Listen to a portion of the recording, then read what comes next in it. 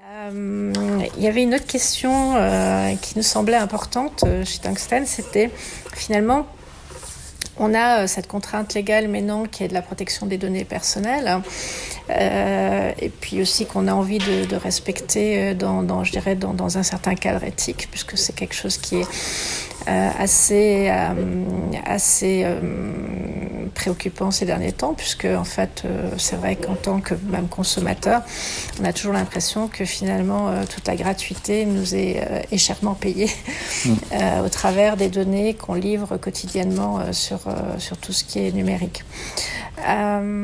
Finalement, avec la blockchain, est-ce que la blockchain peut être un défi? Est-ce qu'il peut y avoir une autonomie dans la protection des données, ou est-ce qu'au contraire, on peut arriver à travailler sur des données qui vont être anonymisées ou pseudonymisées?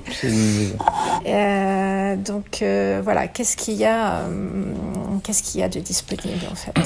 Alors, la blockchain et la protection des données, il y a quand même pas mal de questions qui sont problématiques, notamment par rapport aux aspects de la blockchain, aux caractéristiques de la blockchain qui sont typiquement le fait qu'elle soit immutable. Comment vous permettez un droit à l'effacement si une donnée est immutable?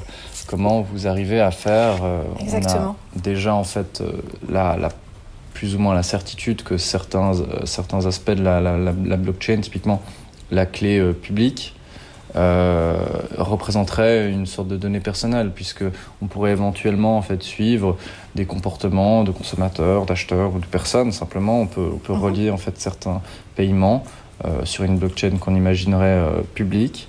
On pourrait imaginer donc pouvoir en fait tracer des comportements donc liés à des personnes. Donc la blockchain permet, à mon avis, de véritablement pouvoir mettre une sorte d'objet dans la main d'un utilisateur qui aurait des données personnelles.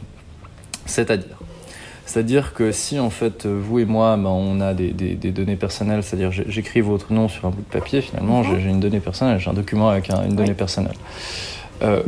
L'idée, c'est de dire que si en fait vous aviez donc ce bout de papier représenté sous forme d'information sur une blockchain, vous aurez un lien avec ça et quelque part vous pourrez la contrôler.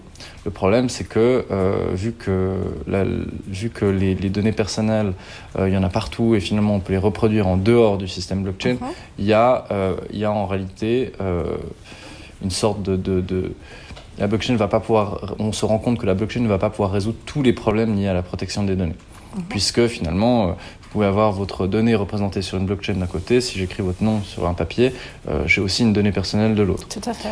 L'avantage que ça peut avoir, c'est lorsque vous transférez des informations entre entreprises, ou alors dans un réseau. On peut penser par exemple au dossier du traitement médical du patient, qui doit en fait être sécurisé en même temps, qui doit être accessible à tous. Accessible à tous, autorisé, mais visible pour les bonnes personnes, j'ai envie de dire. Eh bien, la blockchain forme quand même un très bon système, puisque il a à la fois la capacité d'être très résilient et de pouvoir donc se passer d'attaques et tout ça, et en même temps d'être suffisamment ouvert pour pouvoir permettre justement à certaines informations d'avoir accès à votre nom, votre âge, votre type de sang, l'historique éventuellement. Et du coup, on est un petit peu entre deux sur ces questions où finalement ça forme un système très fonctionnel, mais qui légalement, au vu en fait de la montée en puissance de ces régulations sur les données personnelles, et surtout en fait la dureté des fois des amendes qui peuvent être données, eh bien rend les initiateurs de ces projets assez tatillons. La solution juridique actuelle, c'est qu'il n'y en a pas. Parce que tous les modèles en fait régulatoires qu'on a sont des modèles en fait basés sur une sorte d'acteur central qui aurait en fait le pouvoir sur les données. Alors que dans la blockchain, on a en fait une multitude d'acteurs qui ont tous en fait la capacité, le registre et éventuellement la capacité de modifier, d'exécuter de nouvelles transactions. Et à partir de là, en fait, le modèle traditionnel de donner tout un tas d'obligations à un acteur et lui dire toi tu seras responsable de ça marche assez peu dans la blockchain. Pour donner un exemple concret, si demain les autorités européennes disaient que le Bitcoin n'est pas compatible avec le RGPD, ce qui est très probablement le cas d'ailleurs, eh bien en fait on ne saurait pas premièrement qui amender ou envoyer la lettre et finalement on n'arriverait même pas à le stopper, puisque imaginons que par miracle on arrive à faire en sorte que tous les utilisateurs européens, tous les nœuds qui se trouvent en Europe de cette blockchain-là n'y soient plus ou alors soient désactivés, on aurait quand même tous les autres donc, qui formeraient un traitement des données personnelles à l'étranger. C'est très compliqué. Et par exemple, il y a certaines notions comme le fait de dire est-ce que vous avez un flux de données transfrontières, c'est-à-dire que donc, vous avez un flux par exemple qui part de Suisse en Allemagne. Quand vous avez une blockchain, vous avez en fait des systèmes qui sont répliqués partout. Donc comment vous voulez appliquer en fait un système c'est juste pas réaliste. Voilà.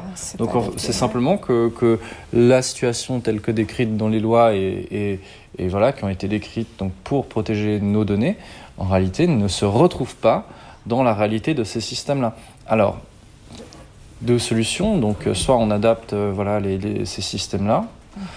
Soit on laisse donc on adapte les solutions législatives à ces systèmes-là, soit en fait on applique la loi très durement et puis il y a peut-être certaines personnes qui risquent de payer cher un peu pour tous les autres.